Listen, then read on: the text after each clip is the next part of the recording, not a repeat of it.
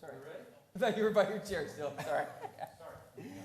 We'll call to order the regular meeting for Planning and Zoning Commission, Thursday, September 3rd, 2020. Would everybody please stand for the pledge?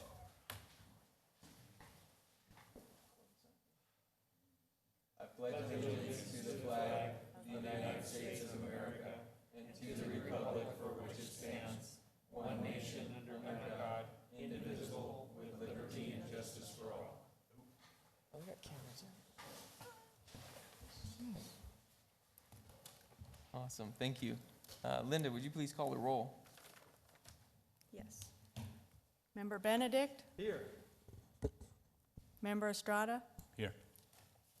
Member Snyder? Member Dugan? Here. Member Tucker? Here. Vice Chairman McBride? President. Okay, good. Chairman Miller? Here. And Director, do we have any changes to the agenda for this evening? No, sir. No changes to the agenda.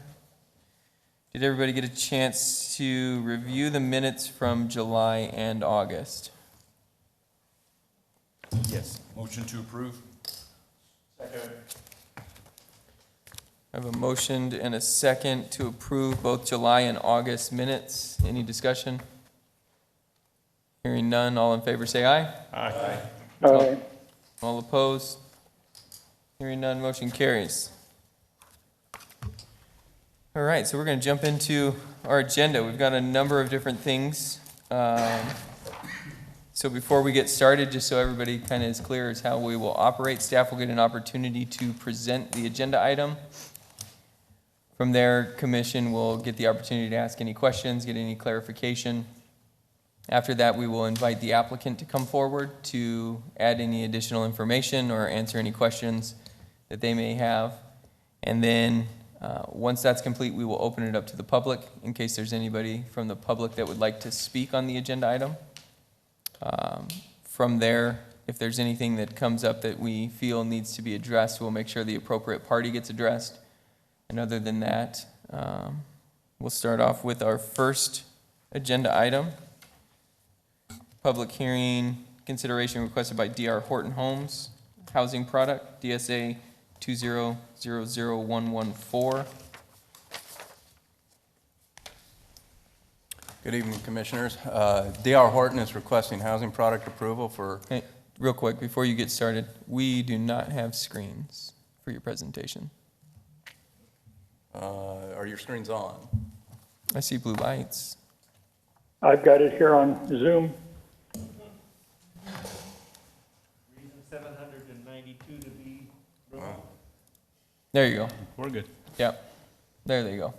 Thank you, IT experts up there, keeping us on track. I was like, I didn't do anything. Just put it on Jim. All right, let's start over. D.R. Horton is requesting housing product approval for the 525 platted lots within the Gila Butte subdivision with the intent to construct single-family homes. Gila Butte's PAD was approved in 2000, so this housing product is subject to the 1999 residential design standards for planned area development.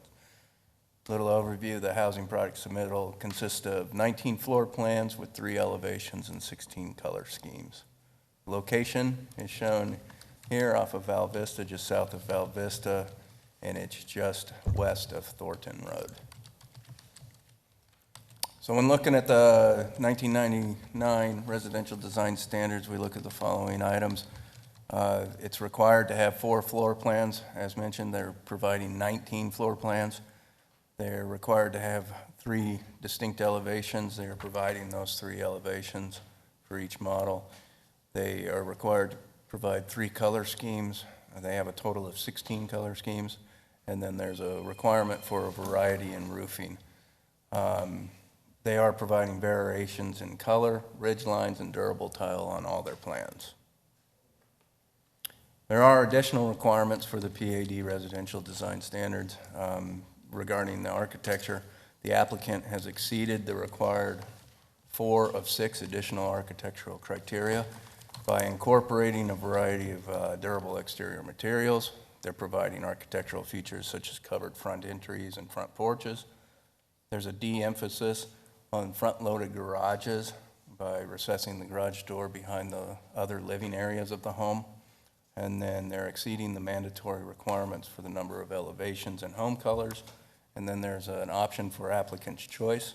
The applicant is providing architectural projections and detailing on all 4 elevations of the home. We're going to run through, there's 19 of them, so we'll run through them relatively quick. They're separated by the width. So these are the 35-foot wide models.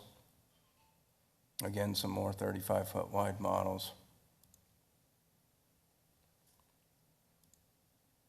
And then we get into some 40-foot wide models.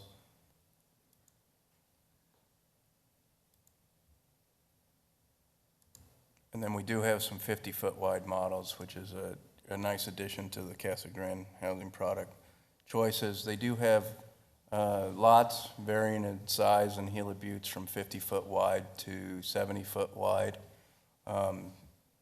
There are some lots in that area in the approved PAD that have 5-foot setbacks, so you can utilize the 40-foot wide or the 35-foot wide on the 50-foot wide lots, and then the 50-foot wide product will be used on the 70-foot wide lots.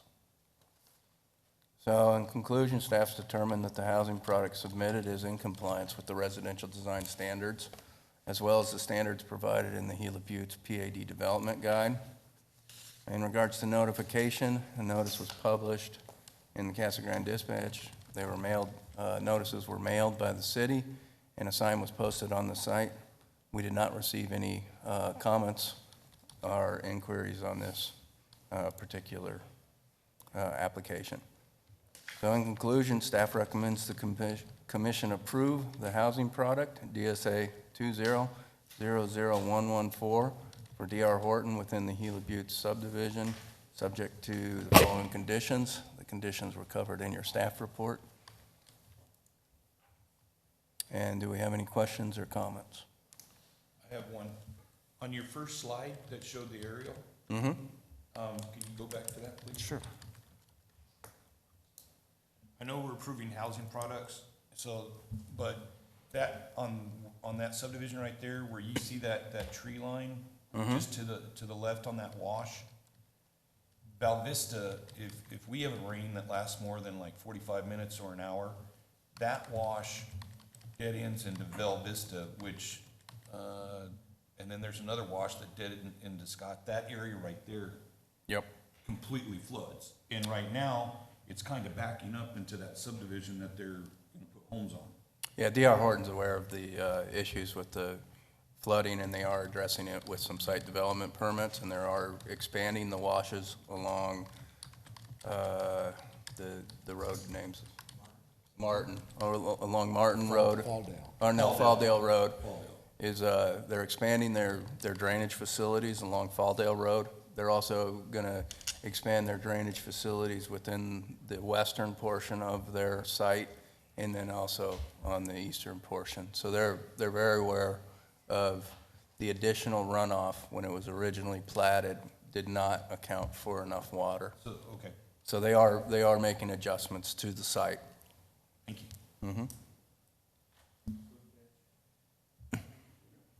What's the size of the biggest house in there? How much? 20, right at 2,700 square feet.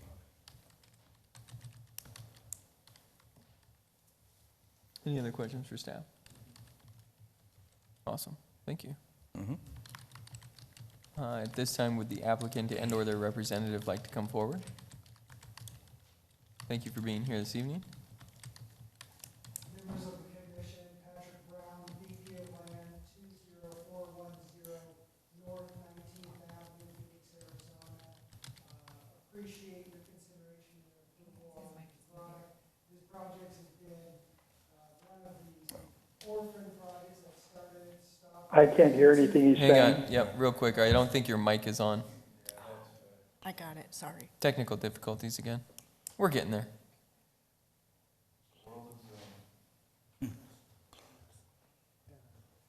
It's the side.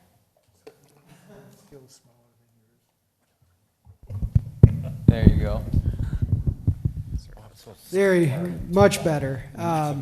Well, just appreciate your guys' consideration and hopeful approval. This is a project that was done in 2000s and started and stopped in the mid-2000s. We're very excited about bringing this to the northern part of Casa Grande. We've been one of the biggest builders in Casa Grande for a long, long time, and really excited to continue our success here. I think it'll offer a variety of products, home sizes, with the 50-foot wide lots and the 70-foot wide lots, and so we're happy to answer any questions. I think that that was a really good question about the drainage. Working with staff and our new engineer, we realized that the original drainage study was didn't take into account the necessary flow. So we are making modifications with staff to address that, which will make that intersection much more usable. And that development, we're out there testing water and sewer that was put in the ground, and we're looking forward to building this thing out. So happy to answer any questions. Any questions? Yeah, what is the price range from low to high? So what I always say, and it's tough to say this, but it's truly market. If you looked at what the Casa Grande submarket was doing even 4 months ago, I bet we've taken prices up $10,000 to $15,000 in the last 4 months. So we'll definitely price to market. Currently, we are building out in Cottonwood, and those homes range from probably call it the 230s, closing in the 240, 250 range for about 1,300 square feet to, my guess is we're into the mid threes with our 50-foot wide product. And who knows? I mean, if the market keeps going where it's been going, you could be almost looking at $400,000 homes up on the 70s. Okay. And Val Vista Road, that'll be widened and improved? So Val Vista, D.R. Horton actually paid for Val Vista's improvements, and actually the city of Casa Grande will do those improvements of Val Vista. And what would those improvements entail? Go ahead. So the city did enter into a development agreement with D.R. Horton probably 14 years ago, where D.R. Horton paid the city approximately $1 million for their obligation to Val Vista. And the reason we did that was because the city had a parkway designed to create a parkway on Val Vista all the way from Pinal to the Maricopa Casa Grande Highway. So we do have a concept design for that, for kind of a more of a parkway, 2 lanes each direction, wide median, but the project hasn't been completely funded yet, so it's on hold right now. But the funds that D.R. Horton have paid are escrowed for that project, and the city will use those with other CIP funds to build that project at some point in the future. Okay. Thank you. Any other questions for the applicant? Great, well, thank you for Thank being you. here. So this time I'd open it up to the public. Would anybody from the public like to come and speak to this agenda item? Please come forward, state your name and address for the record. James Rumbo, 10134 North Encore Street, Casa Grande. So my house is actually at the main intersection of their first lots, and the RV park is directly behind us on Encore. And so I was just trying to add to what you were saying, sir, Tucker, about widening that. And we're just concerned about when that's going to take place because of the amount of traffic that could generate for us and the RV park. Because during the winter, there's a lot of winter visitors that come into there and out of there. And it's really, really close to our intersection, their entrance. So I'm just thinking of a bottleneck there and what would be done about it. Is that the widening of Val Vista specifically? Yes. Okay. And I think that was somewhat addressed. I don't know that we have a specific timeline because it's Yeah, lumped that's my into concern. city. Yeah. That's just my concern is Sure. if it's delayed for years and they start building and people move in and it's not addressed and we can't pull out of the intersection, because of traffic. So that's my concern. God damn it. Thank you. Thank you.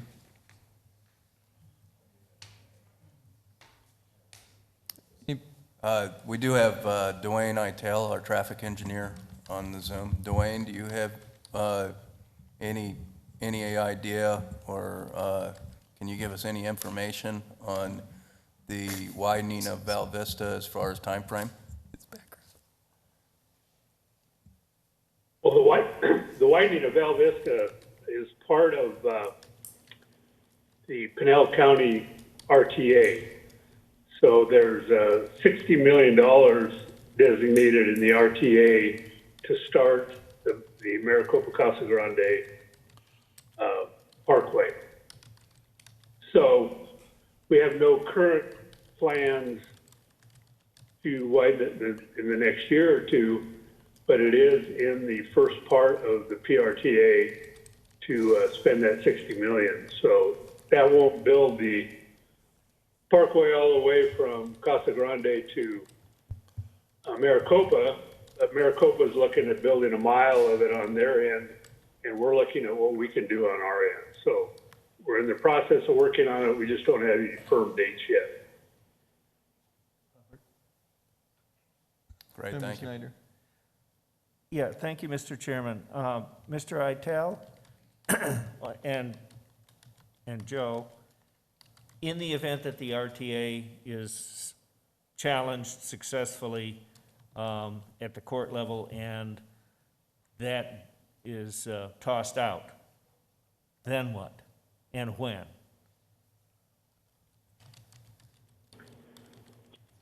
So. But we haven't really made any plans. Um, We haven't made any plans for if that doesn't go through, but it is something we would look at, maybe doing something a little less than a parkway to get started with, but we haven't addressed that yet. I'm gonna step in though, and I think that we have a very important topic that the agenda states that we are currently discussing a public hearing in regards to housing product itself and not the subdivision or the development of the streets. And so we're a little bit limited on continuing the conversation about whether that should be widened, who's responsible, but more discussing the housing product itself and any questions directly related to it.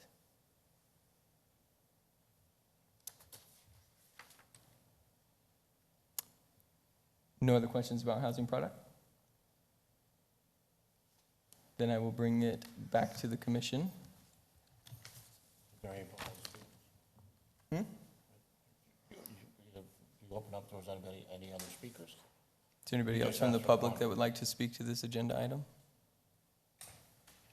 Okay, there we go. I'll close the public portion then.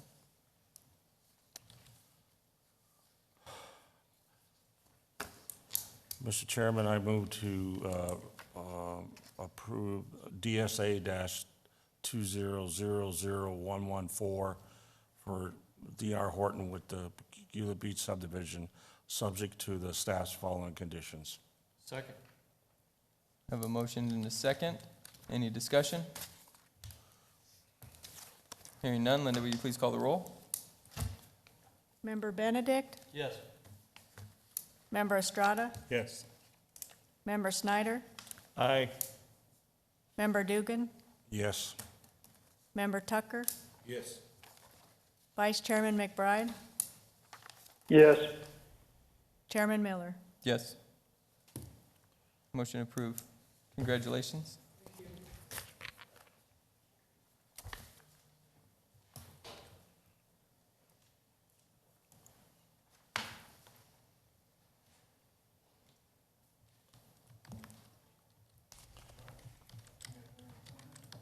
We're just going to give it a minute while we swap out some applicants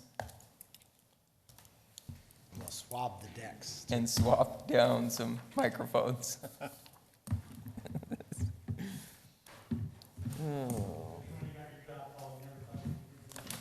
That's true, John. All right. Say what a multi-talented individual you are. Yes. So on the next agenda item is a public hearing and consideration requested by Wright Asphalt. We have two agenda items, DSA 2000105 with major site plan, as well as DSA 2000106, a conditional use permit. Mr. Horn. Wright Asphalt is requesting approval of a major site plan and a conditional use permit for the development of an asphalt blending facility. It's located in the Central Arizona Commerce Park at 110 South Commerce Drive. The facility consists of a tank yard, rail and truck loading and unloading areas, interconnected above-ground piping, and supporting buildings for their administration, lab, operations, warehousing, and utilities. You can see the location of it shown here in the Central Arizona Commerce Park.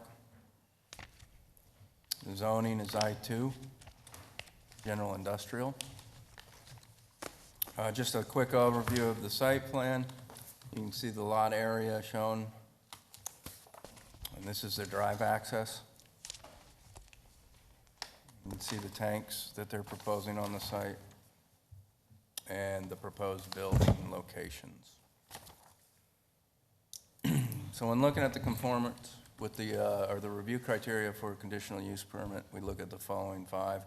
They're all covered in your staff report. We're going to cover the items that we deem critical for this. And the first is that the proposed use will have no adverse effect upon the abutting property. So the site is located in our I-2, or General Industrial Zone District. As stated in the city code, the purpose of the General Industrial Zone is to provide for the development of industries which, because of the nature of their operation, appearance, traffic generation, or emission, would not be compatible with land uses in other zoning districts, but which nevertheless are necessary and desirable activities in the city. So the use, also, the use is very compatible with the abutting property to the south, as that site is oil recycling facility that also received a conditional use permit, and they have a very similar appearance and impact to the proposed use. So both utilize large storage tanks and external piping. So staff believes that the use will have no adverse effect on abutting property. Next, that the conditions stated in the approval are deemed necessary to protect the public health, safety, and general welfare. So staff feels that the primary concerns associated with this site will be addressed through any requirements from ADEQ and the EPA. In conjunction with that, staff's requiring the following conditions. To paint the storage tanks in a neutral color to mitigate some of the aesthetic concerns of the site. Property owner shall be required to provide additional parking if determined necessary by the city, and any production, testing, processing of goods or products shall conform with the performance standards set forth in section 1758.010 through 1758.140 for the emission or creation of noise, vibration, smoke, dust, or other particulate matter, toxic or noxious materials, odors, or glare, or heat. That's in our city code. I'm going to cover a couple more of those items as we get through on the major site plan review criteria as well. We're going to concentrate on the 4 that I have highlighted there. The rest have been covered in your staff report. The first one is conformance to the city's zoning ordinance. As mentioned, it's in the I-2 zone district, which is our general industrial zoning district, and the use requires a conditional use permit. The next is conformance to the city's general plan. You can see it's right in the heart of our manufacturing and industry general plan area, which supports the I-2 zoning. So the first thing is, I mentioned earlier, we've got a parking question. There's a required parking for 26 spaces. The user is proposing 22 parking spaces. And that we do have a stipulation in our parking code where unique manufacturing or industrial uses that require fewer parking spaces than otherwise required may propose alternative parking standards or ratios with the following conditions: planning director approval, demonstration that there is adequate room on the site to provide the parking if necessary, and a recorded agreement between the city and the property owner verifying that the property owner will provide additional on-site parking if needed, and that's included in the conditional use permit resolution. You can see the parking that they're providing down. This is the south side of their site. And they have the ability to add parking that's highlighted in yellow if necessary. One other thing we want to cover is the landscaping for the site. The site's preliminary landscape plan does appear to meet or exceed all city code landscaping requirements. The applicant provided the required landscape on the front portion of their project where it would be most beneficial to the Commerce Park. And then a final landscape plan application is to be submitted and reviewed administratively at the time of a site development permit and building permits. In regards to notification, we met or exceeded all requirements, and staff did not receive any comments in regards to this application. In conclusion, staff recommends the commission approve the major site plan, DSA 20-00105, with the following conditions. Provide a full-size hard copy set of the approved major site plan. And then secondary, staff recommends the commission approve the conditional use permit, DSA 20-00106, with the following conditions. And those are the conditions that were covered in the resolution. Any questions or comments? Questions for staff? Mr. Chair? Member McBride. Yeah, I was curious if this was the point where we'd be questioning the retention of all of the different chemicals and things like that with this type of building, because I know they put off large amounts of fluids through this. We addressed all of that, or is this the point we will address that? The site plan does have retention for any potential overflow of the fluids, and it's constructed in a pan type thing, so any of the tanks that leak would go into that holding area. Did that answer your question?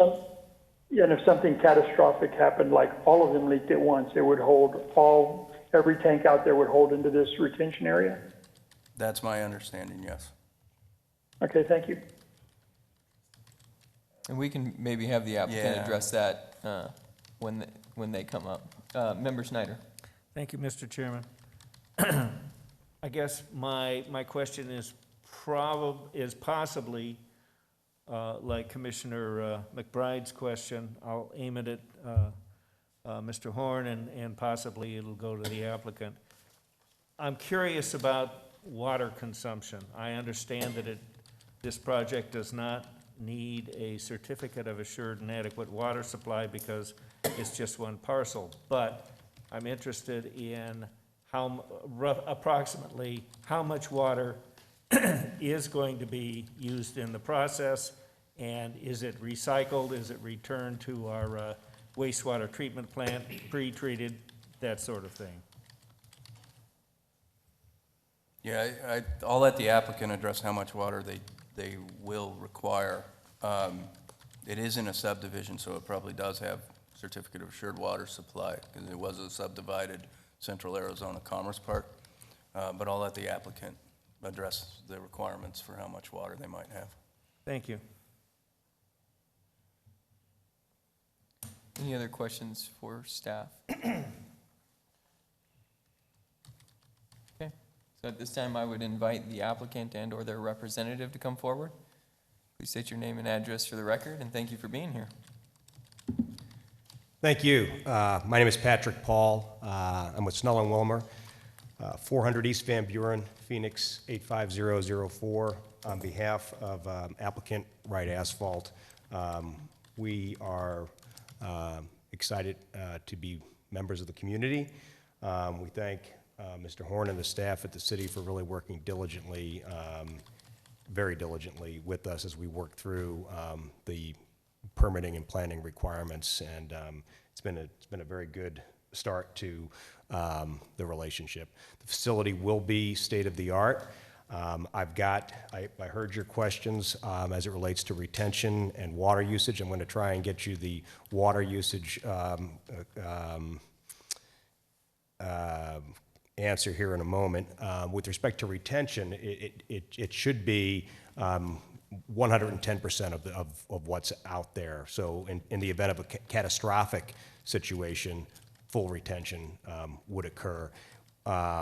The process itself apparently does not utilize water, and it's basically, it's a low water utilization from an industrial perspective in any event. And there will be domestic use of water for a shower and bathroom and the like, but apparently beyond that, nothing particularly intensive. Thank you. Thank you. Any questions for the applicant? Oh, we got some questions, maybe some questions for you, sorry. Mr. Tucker. Mr. Tucker. How many truck trips do you expect a day coming and going for the asphalt? Yeah, that's a good question. I don't have that answer offhand. But we've got some folks on Zoom who are promptly texting me answers to some of these questions who couldn't be here tonight. So I will get that answer to you. Are there any other questions in the meantime that we might want answers to?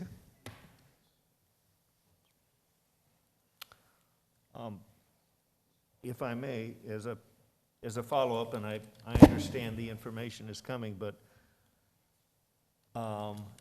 as per Commissioner Tucker's question, I'm thinking of if the product is trucked, I know there are rail spurs, but if there is truck activity, it's now coming out onto Peters Road, and then we're running right into traffic with Lucid, and so on and so forth, and I can foresee that being a real challenge.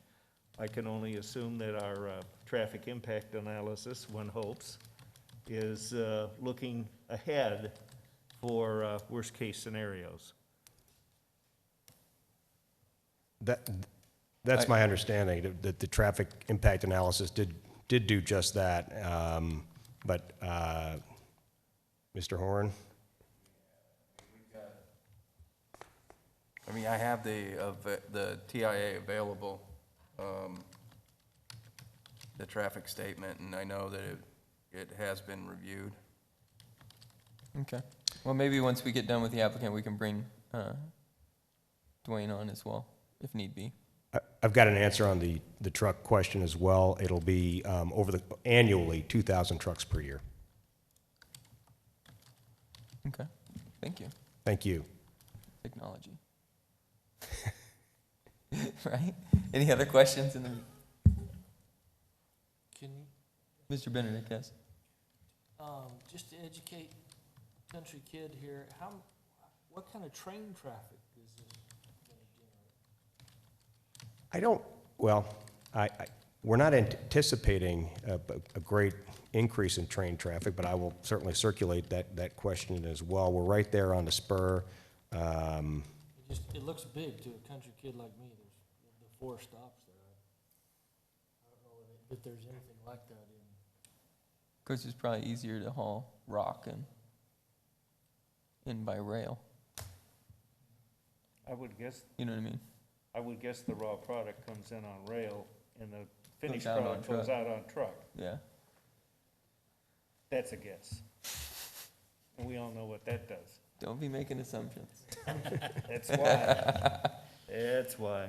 Well, Mr. Chairman, I don't want to hold up the process. I don't. Sure. Okay. The truck question, I think, is much more germane than. Yeah. I may have if it's important, it looks like I may have an answer to your question here in a moment. Going above and beyond. At least that's what I'm anticipating, so.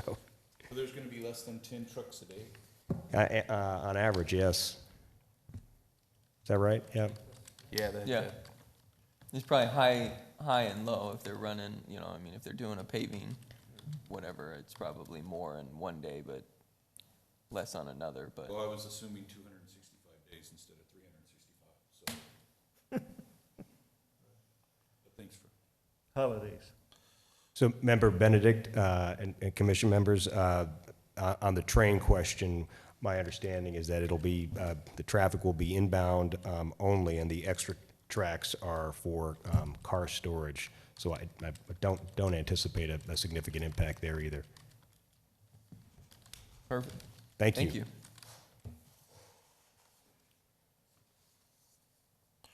this time well, I guess we can bring Dwayne on. Do we want Dwayne for some insight into the traffic? Got some nods, yes. Mr. Itel. So it didn't generate enough traffic to require a traffic impact analysis. It just generated enough for a traffic statement. So it doesn't really generate a lot of traffic on 2 Peters. But we do realize that with all the things going on in that area, Lucid and other things in the Commerce Park, that we're going to have to widen Peters. So we currently have a project in the CIP to design Peters in the next year or 2 and then construct it to 4 lanes shortly after that. So we do realize the traffic and we are moving ahead to take care of it. Mr. Benedict. When you say Peters is a very long road, what's the extent of this plan? From where to where? We currently plan on widening Peters from Burris to Thornton. There are some other future projects north and south on Burris. We're looking at 6 lanes down to I-8. So there's a lot going on in that area that we're looking at. But primarily from Burris to Thornton, we would widen to 4 lanes. That would be the immediate need. Yeah. in my mind. Yeah. All right. So with that, I will open it up to the public. Is there anybody in the public that would like to speak to this agenda item?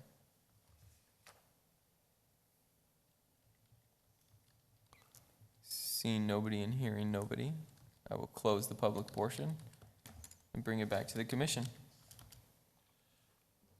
Mr. Chairman, I move to move DSA-20000105 with the following conditions from the staff. Second. Chairman Miller, can you hear me? I can. This is Mark.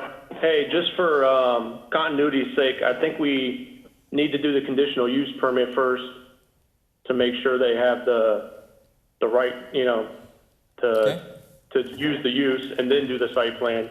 I know how it is on the agenda, but I think just for continuity's sake, we need to take care of the conditional use permit first. Thank you for your insight. Okay. Mr. Chairman, I move to move the conditional use permit DSA-20-00106 with the following conditions of the staff. I will second that. I have a motion and a second. Any discussion? Hearing none, Linda, will you please call the roll? Yes. Member Benedict? Aye. Member Estrada? Yes. Member Snyder? Aye. Member Dugan? Yes. Member Tucker? Yes. Vice Chairman McBride? Yes. Chairman Miller? Yes. All right, so with the approval of the conditional use permit, we will now jump back over to the major site plan. Which we already moved and seconded, correct? We don't have to repeat that. We already got it moved and seconded. Is that correct? Okay, we have a motion and a second on the floor for the major site plan. I believe Member who Dugan was the seconded it? motion, and Benedict, were you the? Sure. Benedict was the second, okay. Otherwise, he feels left out. Okay. I'm a little.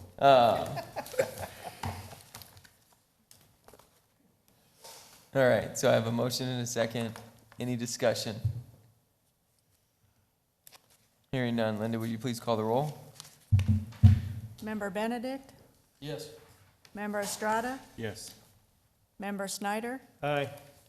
Member Dugan? Yes. Member Tucker? Yes. Vice Chairman McBride? Yes. Chairman Miller? Yes. All right, motion approved. Congratulations. Good luck on your next steps. Thanks for being here, guys. Thank you.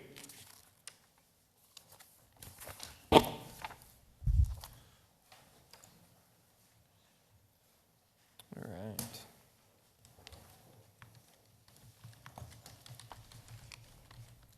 Nobody else coming in? Okay. All right. So, next agenda item. We've got 3 on here. So, we have public hearing and consideration of request by Verizon Wireless. We have DSA 20000099, major amendment to a planned area development. DSA 20000100, major site plan. And DSA 20000101, conditional use permit. Just so we are aware, we should go ahead and note that we are going to make the motions with the conditional use permit first. Is that correct, Mr. Graffius? Is there an order you would like these done in? Yeah. Well, yeah. We need to do you would need to do the PAD amendment first. Okay. To allow the conditional use, and then the conditional use permit, and then the major site plan. Okay. Yep, thank you. So 1, 3, 2 is the order. Thanks, Mark. It's clear as mud. Perfect. All right. Juggle time. All right, you ready for me? I am ready. All right. Verizon Wireless is requesting a major amendment to the Gila Buttes PAD, a conditional use permit, and a major site plan to add a new wireless telecommunications tower and associated equipment located on the southwest corner of the Thornton Road and Val Vista Road intersection within the Gila Buttes PAD. You can see the location shown here. A little overview of the proposal. They're proposing a co-locatable, 70-foot tall monopalm wireless facility, screened ground-mounted equipment. Again, it was zoned as the Gila Buttes PAD back in 2000. Most of the Gila Buttes PAD area is configured of single-family residential that you saw earlier tonight. This corner is designated as a commercial area. The uses that are permitted in that commercial area match the city's B2 and our general business and the commercial office zone districts. So currently, the general business and the commercial office zone districts do not allow wireless telecommunications. However, staff is in the process of drafting a new wireless facilities ordinance that would permit stealth design facilities such as this one proposed in those zone districts. So this one other item to consider in this is this request is supported through the City Council's strategic plan goal to provide access to the internet for 100% of its citizens. So when looking at the PAD and major site plan review criteria, they're very similar. So we're going to concentrate primarily on the ones highlighted. The rest are covered throughout your staff report. So the first one is relationship of the plan to conditions both on and off the property. The wireless facility is proposed to be a stealth wireless tower, resembling a palm tree due to the stealth aspect of the proposed setbacks from the future residential site. No adverse impact on or off the property is anticipated. Next one is landscaping. The applicant has provided 2 palm trees to help blend the proposed facility within the existing area. Additional landscaping will be required with any future development of the site. And the final aspect is screening. An 8-foot-high block wall painted to match the nearby residential walls is proposed to screen all ground-mounted equipment. So when we talk about the setbacks, the site plan indicates the setbacks to the wireless tower is 65 feet and 55 feet to the wall for the ground-mounted equipment. The 50-foot is required per the proposed PAD standards. The setbacks would be in conformance with the staff's proposed wireless facilities amendments and are meeting the proposed PAD design guidelines. You can see it's 65 feet from the tower to the edge of the property line. There's an additional 30 feet until you hit the Gila Buttes residential development wall. And again, on the south is 65 feet with an additional 60 feet until you hit the Gila Buttes residential wall. Then you've got 230 feet to the center of Val Vista Road and 310 feet to Thornton. When we get into the conditional use permit, we look at the following criteria. All have been covered. Tonight we're just going to concentrate on the conditions. So the conditions stated in the approval are deemed necessary to protect the public health, safety, and general welfare. Staff proposes that the conditions stated within the proposed PAD document be memorialized within the conditional use permit resolution, and they include any expansion of existing facilities greater than allowed by the FCC will require a new conditional use permit. Placement and operation of the facility shall be in conformance with any requirements of the FCC and FAA. There should be no interference from wireless transmitter, receptor, or other facility with police, fire, and emergency public safety communications. The wireless telecommunication facility shall have a minimum of a 45-foot setback plus 1 foot for every foot over 65 feet in height. Wireless telecommunications facility shall be disguised in a stealth nature to resemble a palm tree. And there's 5 other requirements written into the PAD that they provided us. Next, the wireless telecommunications shall be co-locatable by at least 1 other additional carrier. 2 live trees be provided, a minimum of 24 feet in height. And ground equipment shall not exceed 8 feet in height and must be screened from view with an 8-foot tall decorative block wall. The access drive and parking area shall be constructed with a dust-free surface. The wireless telecommunications facility shall not include any lighting exceeding the height of the wall unless required by the FAA. In the event that the wireless site discontinues its operation for a period of 6 months, the facility shall be removed and the site restored to its natural state, topography, and vegetated consistent with the natural surroundings. In regards to public notification, we met or exceeded all city requirements. We did not receive any comments in regards to this. The applicant did reach out for this project to both D.R. Horton and the Avalon HOA, which is just further west. The Avalon HOA did provide a letter indicating they had no objections to it, and D.R. Horton did not have any comments in regards to this proposal either. So, in conclusion, staff recommends the commission forward a recommendation to the City Council to approve the major amendment to the PAD zone, DSA 20000099, to add a new use of wireless telecommunications tower and associated equipment to the Gila Buttes PAD. Staff recommends approval of DSA 20000101, a conditional use permit and associated resolution to add wireless telecommunications tower and associated equipment with the following conditions that we've listed earlier. Staff recommends approval of DSA 20000100, a major site plan to add wireless telecommunications tower and associated equipment with the following conditions. The associated PAD zoning amendment be approved by City Council to allow for the use of wireless telecommunications as conditional use. Complete the map of dedication for Thornton Road and Val Vista prior to approval of building permit, and the access easement and parking area shall be constructed using a dust-free surface. Any questions or comments? All right, thank you. Questions? I for have a question. Member McBride. Yeah, is this similar to the other one we had off of Treckle Road within the last, what, 6, 8 months ago, in size? Yeah, similar in size to the Tierra Palmas is what you're referring to. So it'd be similar Correct. in size. It's a little different because they're actually set back away from the road rather than that one was a little bit closer to the road. But yeah, very similar in size and appearance. Thank you. Any other questions for staff? All right. Do we have an applicant? Is the applicant here? Awesome. Would the applicant like to come forward and speak to this agenda item? Thank you for being here this evening. Thank you, and good evening. Name is Stephanie Oswald, 8530 East Monte Avenue, Mesa 85209. And we appreciate you taking the time to hear us out on this one.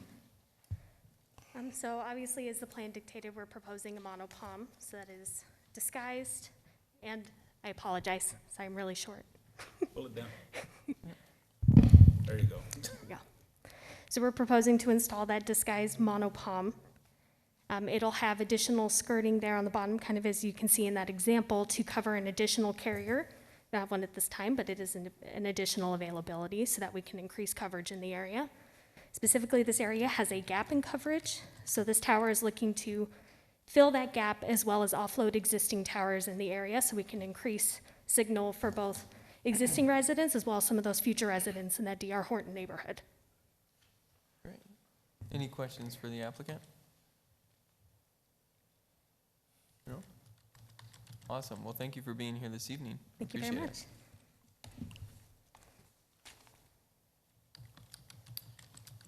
So at this time, I will open it up to the public. Is there anybody in the public that would like to speak to this agenda item?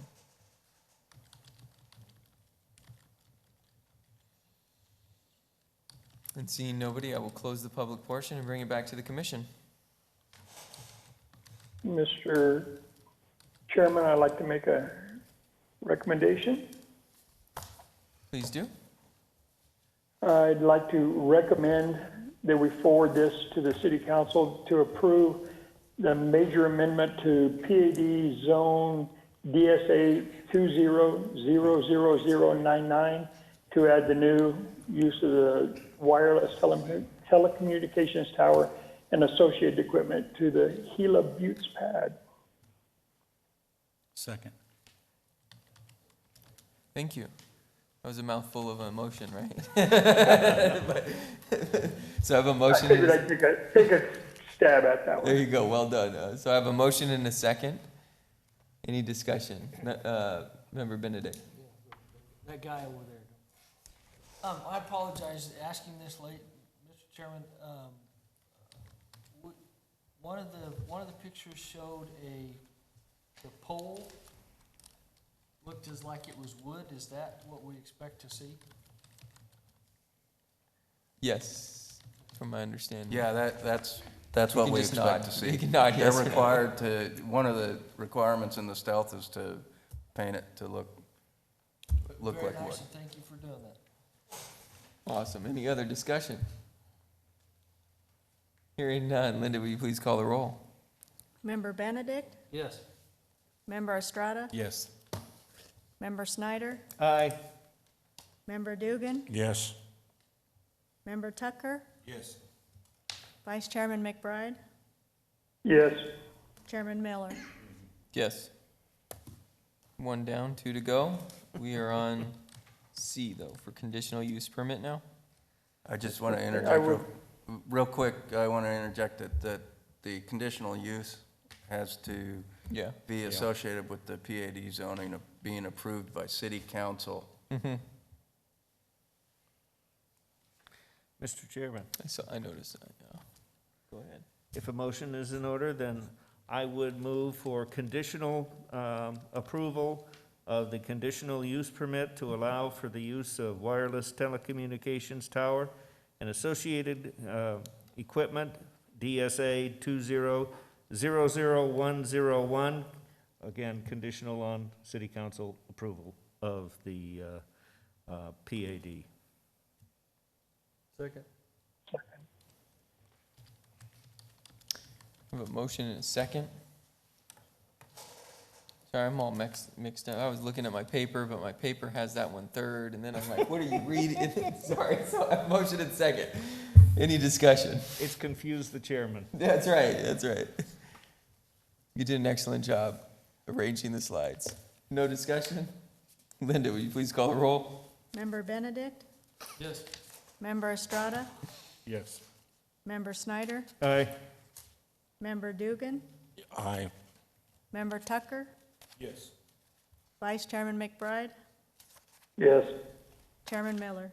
Yes. All right, I'm gonna go 3 for 3. Major site plan. Mr. Chair, I'd like to make a motion. Awesome.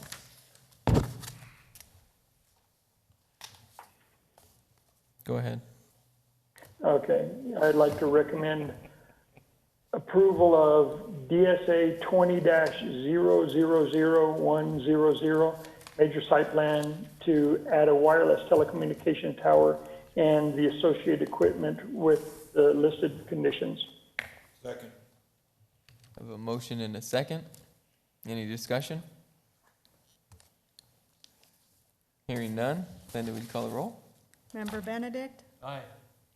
Member Estrada? Yes. Member Snyder? Aye. Member Dugan? Yes. Member Tucker? Yes. Vice Chairman McBride? Yes. Chairman Miller? Yes. Motion approved. Good luck at council. Thank you for being here this evening.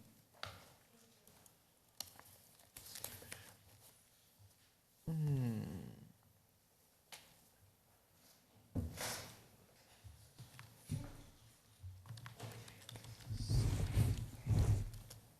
right.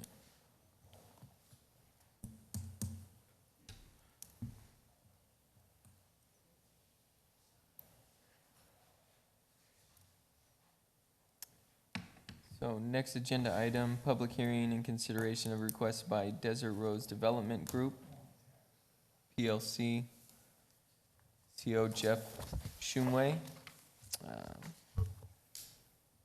have lots of items on this one. So we've got 4 separate presentations, DSA 2000108, DSA 2000109, DSA 2000110, and DSA 2000111. Mr. Gagliardi. Thank you, Chairman, members of the commission. Now, for these 4 items, I put them in a bucket like Yahtzee and rolled them out to come up with the order of the file numbers. Actually, there is a certain order for these. They're all associated with Casa Grande Crossings Parcel 3 for the proposal of an apartment complex. Specifically, the applicant is requesting approval of a 284-unit gated apartment complex upon approximately 14 acres of property in the Casa Grande Crossings PAD.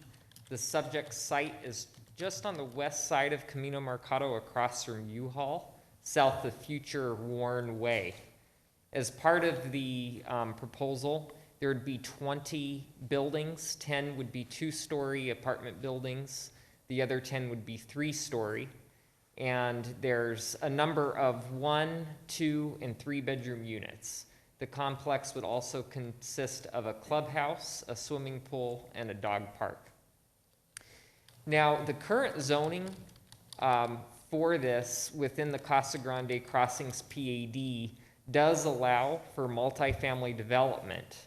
However, the current zoning limits the total number of dwellings to 207 units, and it also stipulates that these units are not to be any greater than 2 stories or 35 feet in height. The applicant is requesting 284 units with 3-story buildings up to 40 feet in height, and so therefore a major PAD amendment is required in order to make these changes. And these types of changes do also require city council approval because it's an increase in density. Now, when Planning Commission and City Council consider PAD amendments, they also have to take into consideration whether or not this request complies with the general plan. The general plan designation for this area is commerce and business. Commerce and business happens to prohibit PAD zones from multifamily. So in order to contemplate a PAD amendment, you also have to contemplate a minor general plan amendment to place this into a designation that can accommodate multifamily. So therefore, the other request that we're going to be talking tonight about is the minor general plan amendment from commerce and business, as it's currently designated, to community center. Community center has been chosen because it is a land use designation in the general plan that can accommodate multifamily, and it's rather appropriate here along Camino Mercado, which is designed to be a major collector road. Next to the interstate, it's going to ultimately function somewhat as a frontage road, where it would be anticipated to have a mixture of intense, varied uses. Another request that I'm going to be talking about this evening is the proposal for a preliminary plat to create a parcel. Currently, it is designated as Parcel 3 in the PAD, but that's just its reference in the PAD guide. The preliminary plat and ultimately the final plat will create this as a platted parcel, and it would also be for the purpose of designating a portion of the site to become public right-of-way. And lastly, the major site plan for the actual placement and preliminary engineering associated for the apartment complex. So the first application that I'm going to discuss with you is the minor amendment to the general plan. Now, we don't get very many of these. Normally, around this time of year, we start talking about major amendments to general plans, and major amendments are quite more of an involved process. We can only do major amendments one time a year. It requires 2 planning commission presentations and a presentation to city council. There's 60-day notification where we involve a lot of various jurisdictions and entities. But for minor amendments, it's a much simpler process. It involves a planning commission recommendation to city council, and it will be paired with the other requests going to council. This is considered a minor amendment because per the 2020 general plan, if you're in commerce and business and you're proposing a transition to community center, it's a minor amendment if the involved site is between 0 and 20 acres. Since this is a 14-acre site, it's a minor amendment. And as I discussed previously, essentially the request is to go from commerce and business to community center. Commerce and business does identify a list of appropriate land uses which entail like big box retail, campus-style developments, but as you see, the appropriate zoning designations for commerce and business, although it does allow R3, which is a multifamily residential zone, PADs, which this property is zoned as, limits it to commercial uses only. So it really can't accommodate this request to expand the entitlement for 284 apartment units. Whereas the community center is rather a very appropriate general plan designation because it does specifically support higher density residential developments, and one of the appropriate zoning designations is specifically planned area development, and it doesn't restrict what type of planned area development it is. And under the density and intensity portion, it does allow densities between 4 and 20 dwelling units per acre. The proposed density of this site is just shy of 20 DUs per acre, and so this is an appropriate designation to consider. Minor general plan amendments are the same as major in terms of the criteria that have to be justified and evaluated. There's 12 specific criteria that the applicant analyzed and have been provided in your staff report. Staff agrees with the applicant's analysis of those 12 criteria and finds that this is an appropriate transition. And so therefore, staff will be making a recommendation that Planning Commission forward to City Council a recommendation to approve this minor general plan amendment. Now, the second application pertains to the PAD amendment itself for Parcel 3. Currently in the Casa Grande Crossings PAD, you'll see this is an excerpt from it, that Parcel 3 indeed allows multifamily. However, it's currently stating 207 estimated units, whereas the request is going to be updated to 284. The dwelling units per acre will also be amended from its currently 14.1 dwelling units per acre to 20. And then another standard that's proposed to change is that limitation on 2-story buildings and 35 feet height They're proposing to amend it to 3-story at 40 feet. Another part of the amendment that's also associated with this request is they're amending the street profiles. So in the Casa Grande Crossings PAD, there's a street profile for 2 collector roads, one being Warren Way and one being Camino Marcado. They're requesting a modification of the street profile as it sits adjacent to their site. The reason for the modification is that under the existing PAD, Warren Way calls for a 4-foot sidewalk. That's really not appropriate for a collector road. It should be designed to be wider, and they're actually proposing an 8-foot meandering sidewalk along Warren Way. And then on Camino Marcado, it currently calls for a 10-foot meandering sidewalk on the west side of Camino Marcado. They're actually proposing to reduce that width to 8. That did get Public Works approval because there does not necessarily need to be as wide of a walk through there. It's not designated as a trail corridor.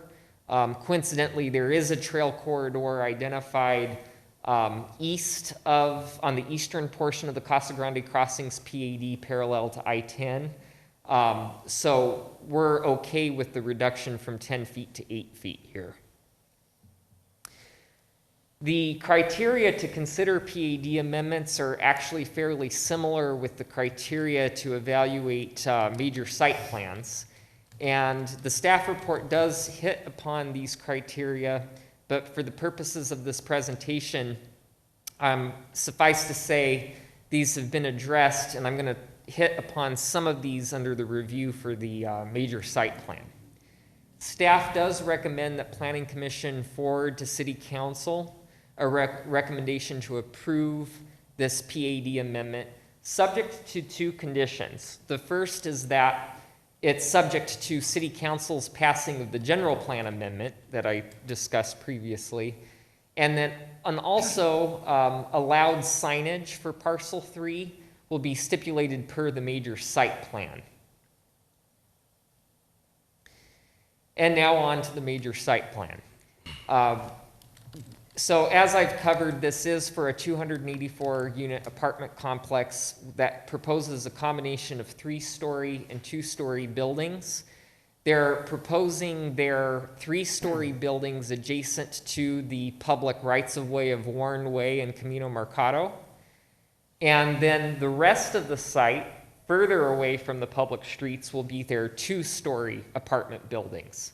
Staff sees this as a good transition of buildings as they get closer to the more sensitive areas designated for single family.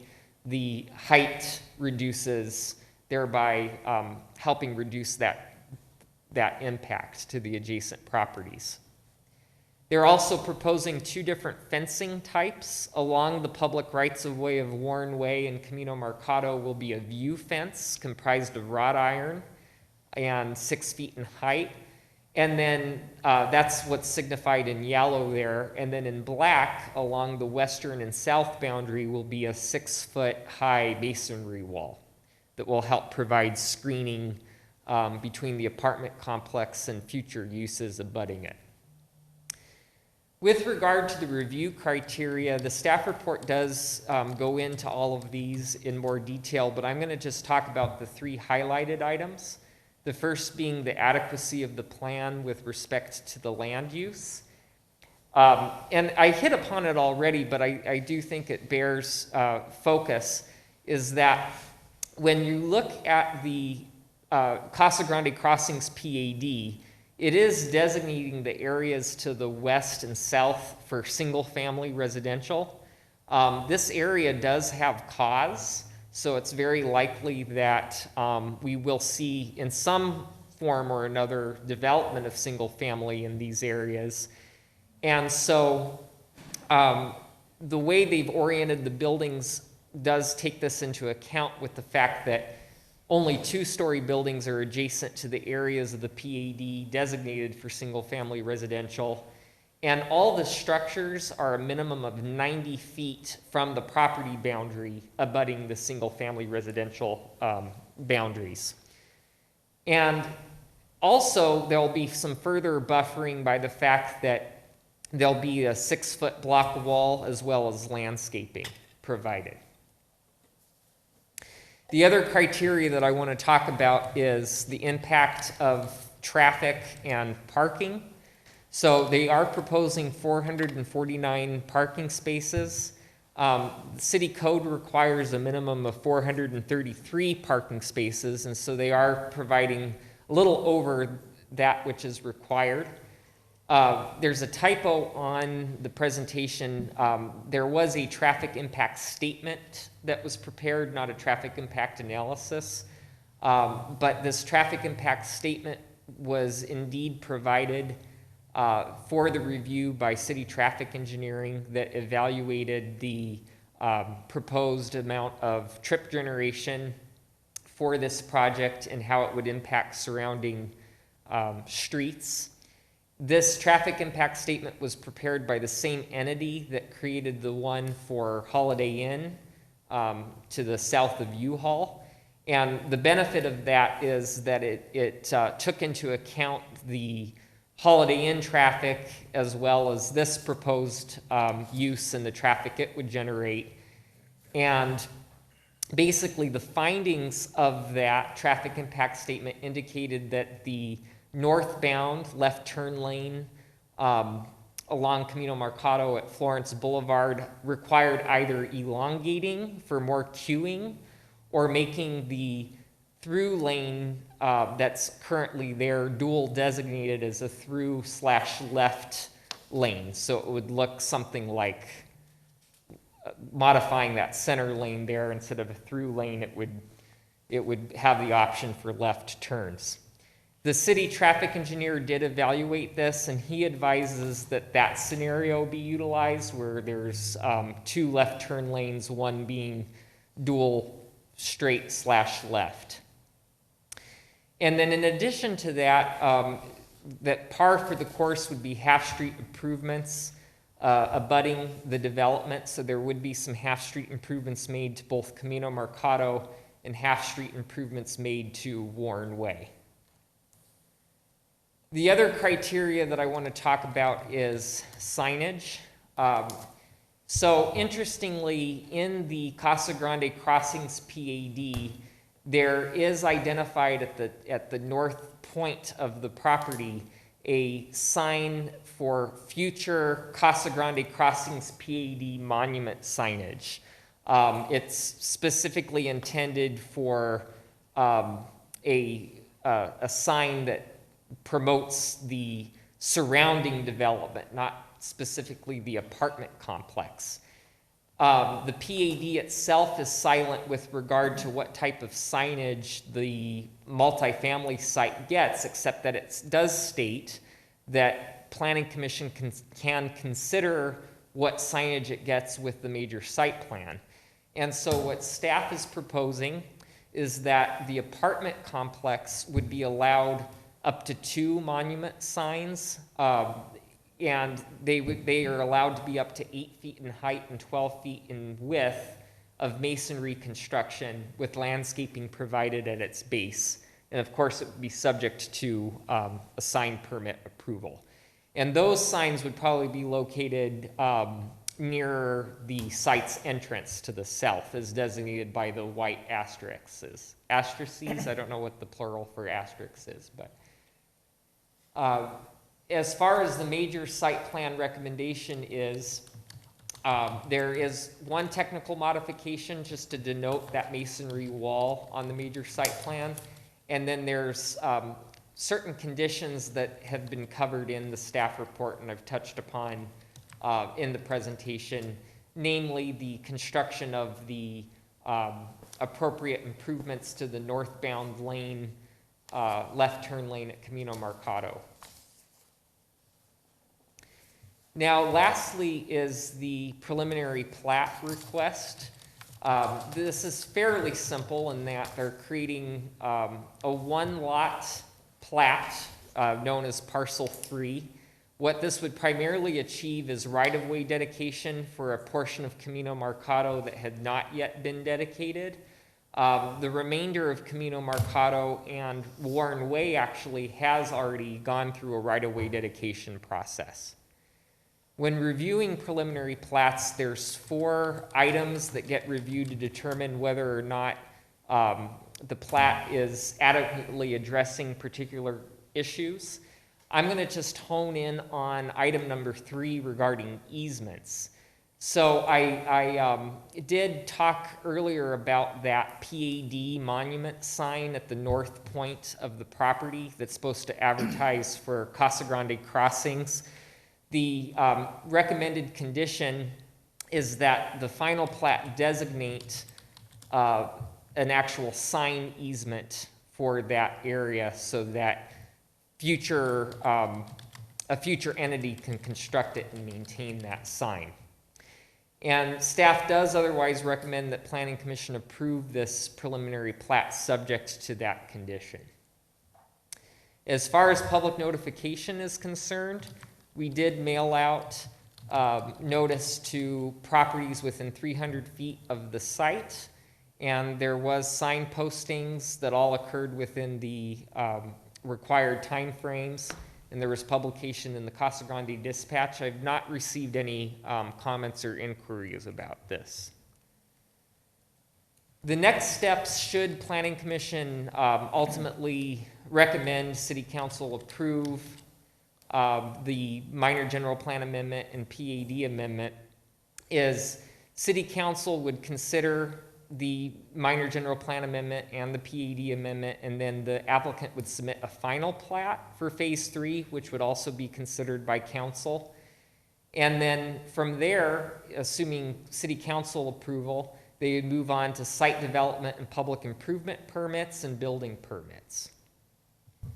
So staff is making 4 recommendations, and I'm not necessarily going to read each one, but essentially we are recommending that you forward to City Council a recommendation to approve the minor general plan amendment, as well as the major amendment to the PAD subject to conditions, as well as we're recommending approval of the major site plan subject to a technical modification and conditions, as well as recommending that you approve the preliminary plat. And I'd be happy to answer any questions. Thank you, Mr. Gagliardi. Member Schneider. Thank you, Mr. Chairman. This is as much a statement as it is a question. I've taken occasion to talk with Mr. Gagliardi about this particular issue, and it has to do with the site plan, specifically the emergency access.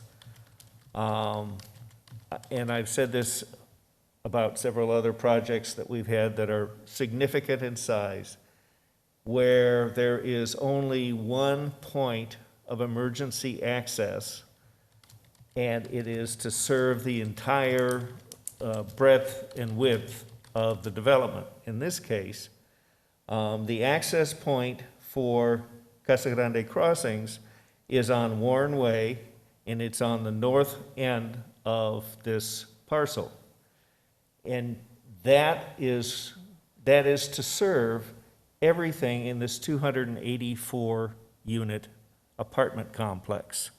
My concern is that it's partially traffic blocking, because you're going through parking lots and other sorts of typical apartment street clutter, and the duration of time for an emergency service unit to move from Warren Way all the way to the southern end, should something catastrophic happen.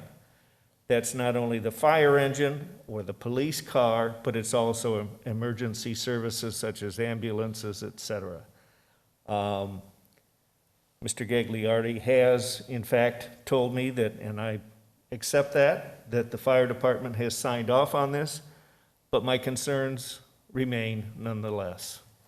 So I'm placing it on the table as a concern.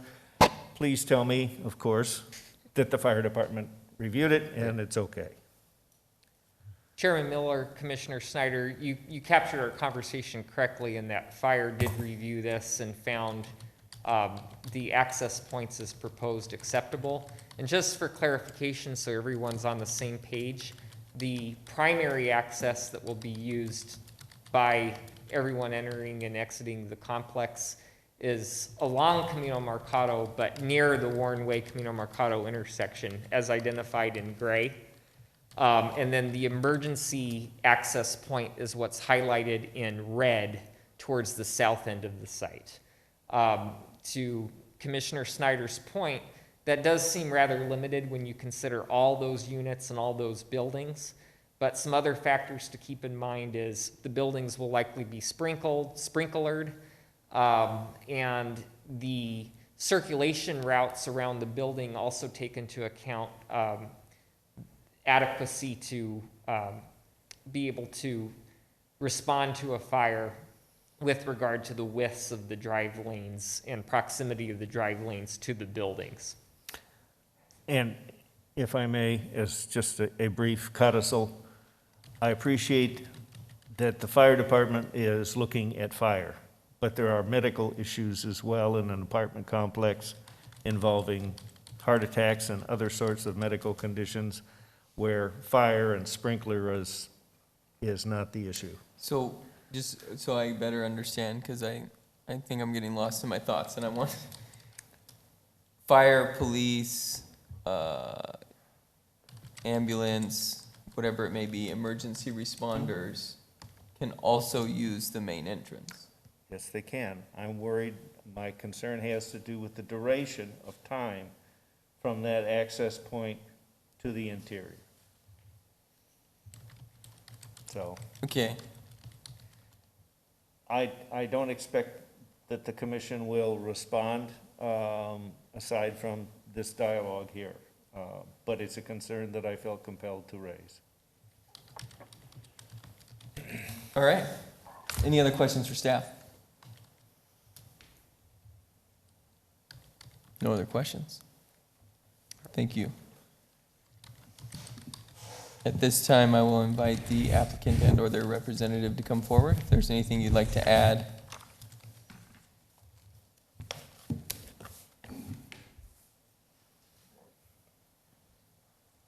Good evening.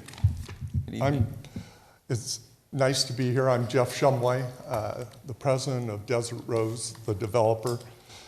With me, we have Greg Elder, who's my partner, and we have a finance partner with us. So we wanted to let you know how important we view this project. I think my main thing to tell you is how we have enjoyed the working with staff. There are always issues that come up in a project of this size. In the case of working with Casa Grande staff, it has been a collaborative process where often the staff has solutions to the problems that are better than what we may have proposed initially. And so I just want you to know that we've done that and that we have tried to design a project that will address some of the city's upcoming needs as far as housing and as far as being able to handle Lucid's workers and Nicola's workers. We are thrilled with the location. We're thrilled with the services that are within a mile, mile and a half of the location. And we're just happy to be here. Awesome. Well, thank you for being here. Are there any questions for the applicant? Are these apartments gonna be market rate or? Yes, and in fact, one of the things that you probably noticed as you went through is that we have a large number of one-bedroom apartments relative to two-bedroom. One of the reasons for that is one of the ways that we can help keep the apartments affordable is by making smaller square footage apartments available. And so we hope we will be market rate apartments. We have planned it to make as many units as affordable as possible. Any other questions for Member Dugan? How soon, let's say if we get this approved by the city council next month, do you plan to break ground before the first of the year? Real close to that. We're already working on construction documents. We expect to have construction documents submitted to the city by the end of October, first week or 2 weeks of November. Once those are approved, we'll be able to go directly to building permits, plan on the middle of January of 2021. We're anxious to get this built. We definitely need more apartments, that's for sure. Yeah, you've made great progress with bringing employers in. Let's give them a place to live. Any other questions for the applicant?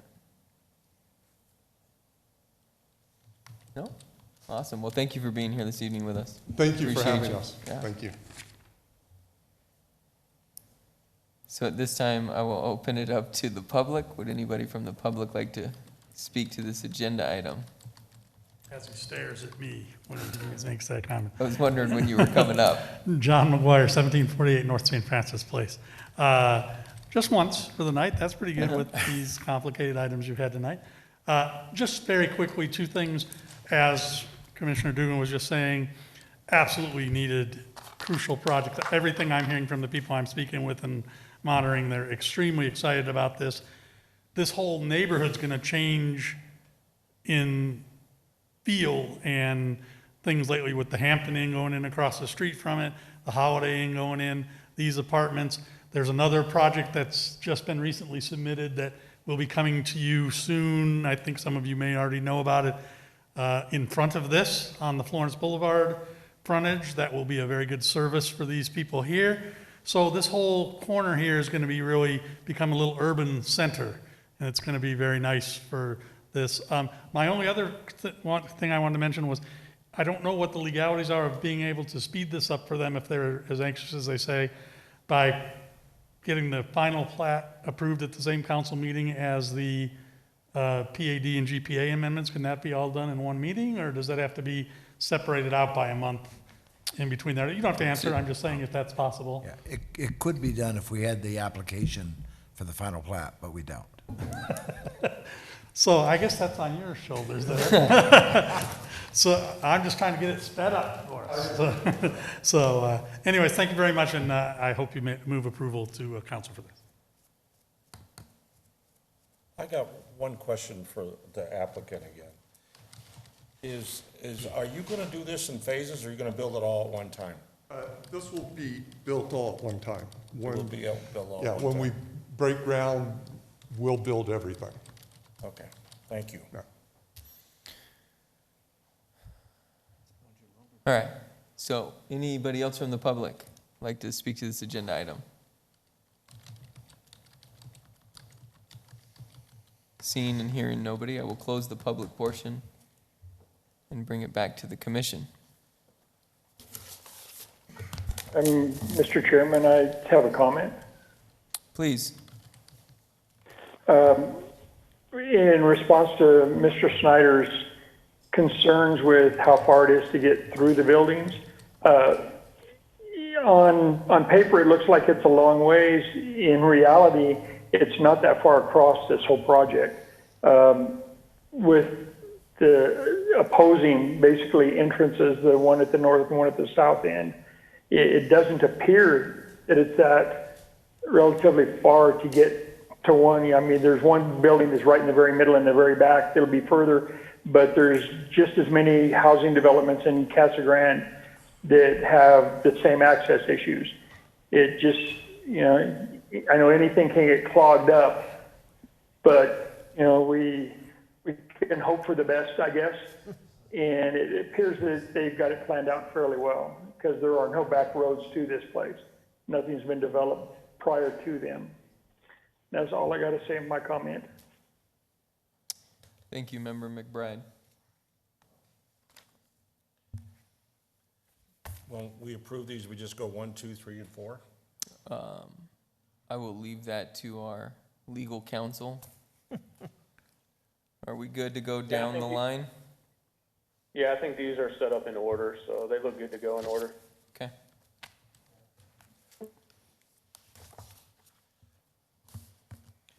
And Mr. Chairman, I guess I'd like to take a shot at the first one. Fantastic. Go ahead. Okay, I would like to recommend to the city council to approve, for them to approve Casa Grande Crossing Parcel 3, the minor general plan amendment, DSA 20-00108. Second. So I have a motion to forward recommendation for approval and a second. Any discussion? Hearing none. Linda, would you call the roll? Member Benedict? Yes. Member Estrada? Yes. Member Snyder? Aye. Member Dugan? Yes.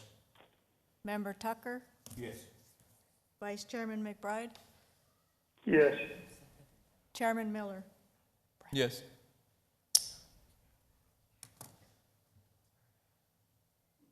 All right. Mr. Chairman, Mr. Chairman, I would like to make a second motion. All right. I would like to make a motion to approve the major amendment to the Casa Grande Crossing PAD, Parcel 3, DSA 20-00109.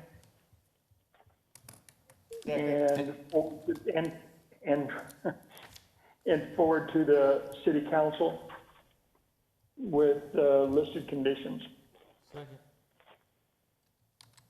So I have a motion to forward a recommendation of approval with the associated conditions and a second.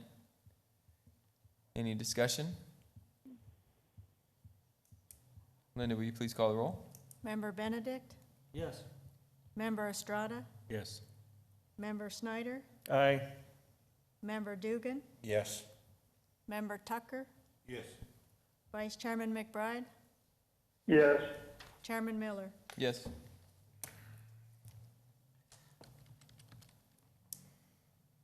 You're just gonna keep going down the line, 3 for 3, you know? Sure, why not? Let me make a shot at this one now then. Mr. Chairman, fellow members, I'd like to approve the final site development plan of the Casa Grande Crossing Parcel 3. It's a preliminary plat. No, we're on Major site plan, final development plan You're doing good. for the Casa Grande Crossing Parcel 3, DSA 20-00111 with technical modifications and conditions. Second. I have a motion and a second. Any discussion? Linda, will you please call the roll? Member Benedict? Aye. Member Estrada? Yes. Member Snyder? Aye. Member Dugan? Yes. Member Tucker? Yes. Vice Chairman McBride? Yes. Chairman Miller? Yes. Okay, let's go for all four. Mr. Chairman, I would like to offer for everyone's approval preliminary plat for Casa Grande Crossing Parcel 3 DSA 20-00110 with the listed conditions. Second.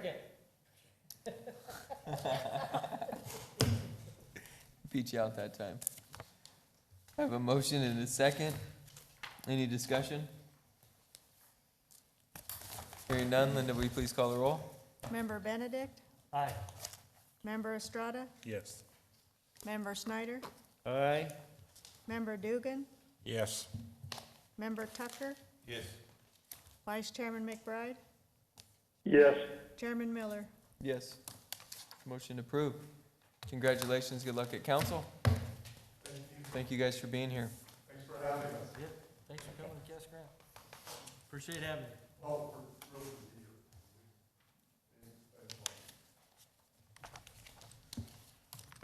be here. All right. Covered up my agenda, didn't I? Well, Mr. Chairman, what I'm trying to do is make up for the bad showing I did a couple of council meetings ago by paying attention and getting through on all of these. Excellent job this evening so far.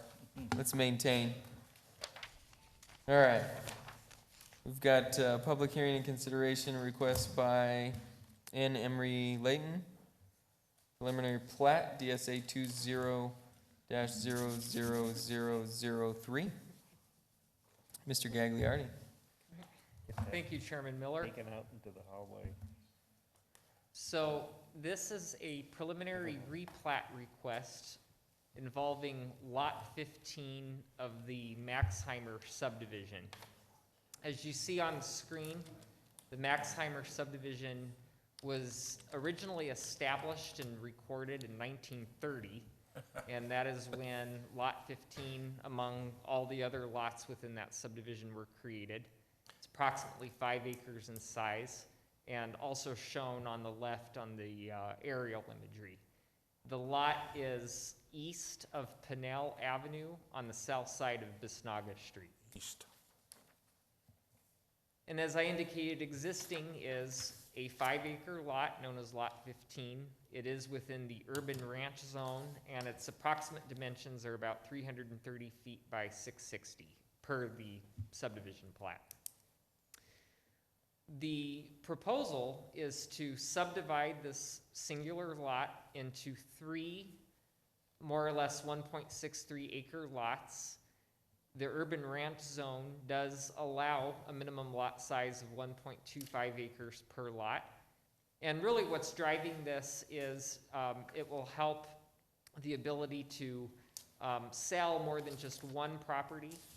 They'll have the ability to now sell 3, mind you, smaller in size, for the development of single-family homes. Also in the urban ranch, manufactured homes are also allowed subject to the approval of a conditional use permit. Also, what the replat would accomplish, in addition to creating 3 lots, is to designate 2 feet of right-of-way for Bisnaga. When reviewing preliminary plats, there's 4 items that we look at to ensure that there's adequate addressing of these particular criteria. And the first that I want to talk about is the conformance with zoning. As I did mention, this property is zoned urban ranch. The minimum lot size in urban ranch is 1.25 acres. The lots will be about 1.6 acres each, so it does comply. Also within the urban ranch zone, you have to have a minimum lot width of 100. The lots will be 110 feet wide, and so it meets that criteria. And you also have to have a minimum lot depth of 150 feet. The lots will be 647 feet, so it's adequately deep. The next item that I want to talk about is drainage and management of developed and historic flows.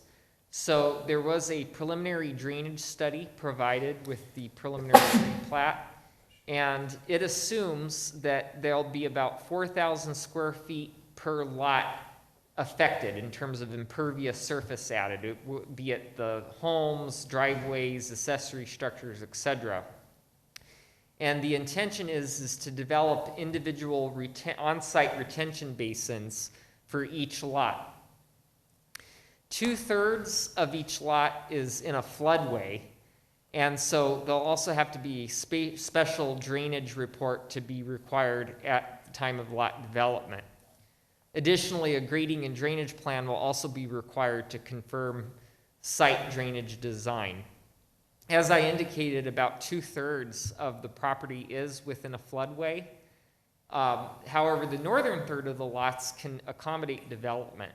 And that's another reason in my mind as to why an owner would want to split this property into 3, because so much of the southern portion of the property is unusable that this really does help maximize the sellability of that property. But because the lots are so deep, individual home construction can easily be accommodated on the northern third of those respective lots. The other criteria that I want to talk about is utility placement, provision, and access. So a certificate of assured water supply through ADWR is not necessary since they're proposing fewer than 6 lots. Lots are to be served by Arizona Water Company with a water service agreement. There is an existing 6-inch line in Bisnaga that they can ultimately tie into. The lots are more than 300 feet away from the city sewer system. Per city code, when you're that far away from sewer, we do allow for the connection to a septic system. It is permissible. It's done through a county permit, however, and septic is only permitted on lots that are a minimum of 1 acre in size, so this does meet that criteria. The last aspect that I want to talk to you about in terms of adequacy of the preliminary plat is public roads and other easements.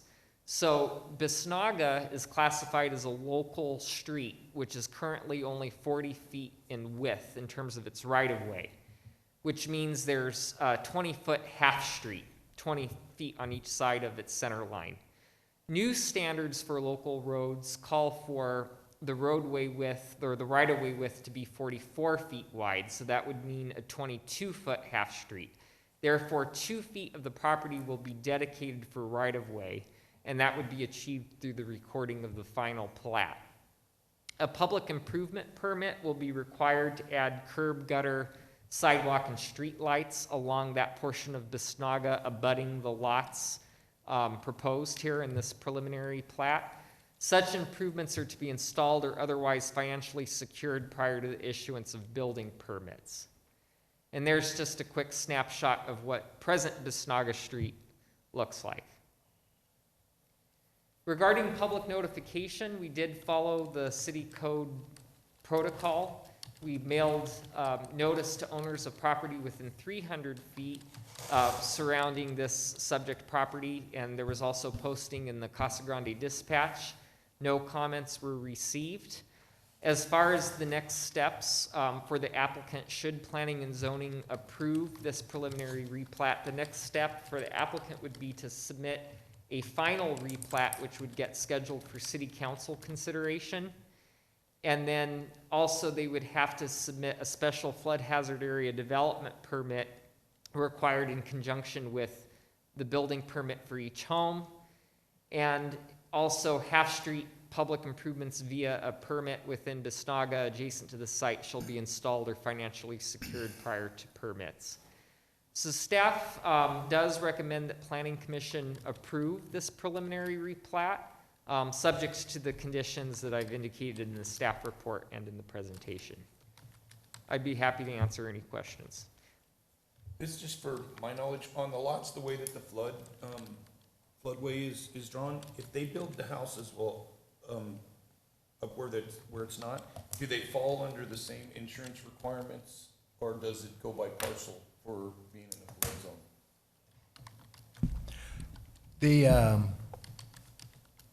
If they were to get a mortgage, they would have to purchase flood insurance. But if it's a cash deal, of course, no. But a mortgage company would require flood insurance, yes. Member Benedict. Can you help me understand, there was not a sign posted there? Every other one I've seen had a sign posted on the property. What's the requirements? So preliminary plats do not require sign posting, and so I didn't have one posted there. Member Snyder. Thank you, Mr. Chairman. Mr. Gagliardi, thank you for the third condition. No I problem. appreciate that very much. No further questions. All right, any other questions for staff? No? All right, thank you. Would the applicant and/or a representative like to come forward?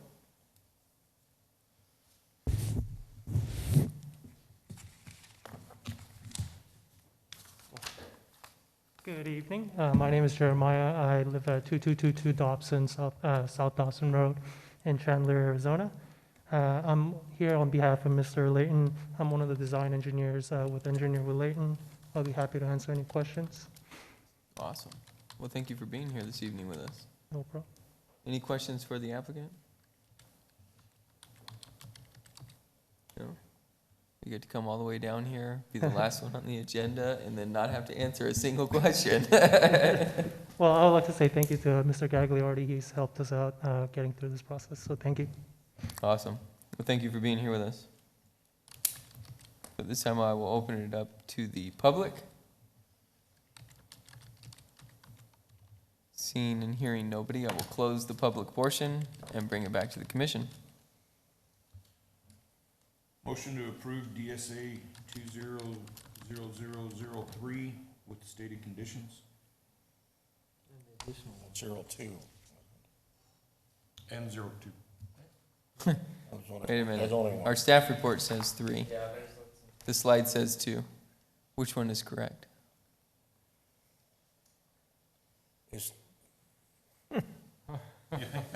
I just want to make sure we approve the right one. It's the cut and paste. There should be 3. Should be, I'm assuming 3, based on the staff report, but. Agenda and staff report say 3. It's my tiredness that Yeah. led to the 2. You're good. So we got a motion for the one ending in 3. That's what we're gonna go with. Second. In a second. There we go. Any other discussion? Hearing none, Linda, will you call the roll? Member Benedict? Aye. Member Estrada? Yes. Member Snyder? Aye. Member Dugan? Yes. Member Tucker? Yes. Vice Chairman McBride? Yes. Chairman Miller? Yes. Motion approved. Congratulations. Thank you for being here again. Thank you for doing it. All right. Next agenda item is reports. Thank you, Mr. Chair. I'd like to report that we approved a minor amendment to the Lucid major site plan for their loading dock, as well as to add a guard shack in their parking area. Also, the Board of Adjustment did have 2 cases before them. They had a variance for a 15-foot setback for the last vacant lot in the Lakes subdivision. So there was a little infill and needed some relief due to a irregular lot configuration. Also, the Board of Adjustment approved a temporary use permit for a mobile shower for provide showers for the homeless on a 2-year period for a site at a local church.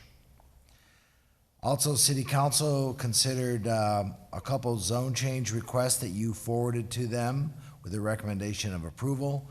They approved the zone change for the small R3 site on Potabom, and they also approved the Verde Creek 3 zone changes associated with Verde Creek for the commercial RV park and manufactured home park. So council enacted those, and I believe that's all we have to report, other than our building permit data, which we've provided you as well. Awesome. Thank you.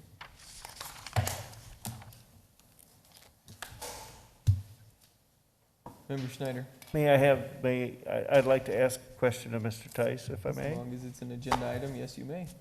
I'd like to know if he's going to require Ms. Harris to come in and staff the October 8 Planning Commission meeting, that being her day of retirement. Make her work her last day, huh? Sure. Actually, I think the meeting's like October 3rd or 4th, isn't it? It's the 1st. I think it's the 1st. October I'm 1st. coming in to type the minutes. Yes, she is gonna be working the October 1st planning There you commission, go. yes. His middle name is She's Simon gonna complete McGree. those minutes before she's done. Brutal. All right. Other than that, Move to close the meeting. Second. move to adjourn, second. All in favor, say aye. Aye. Adjourn.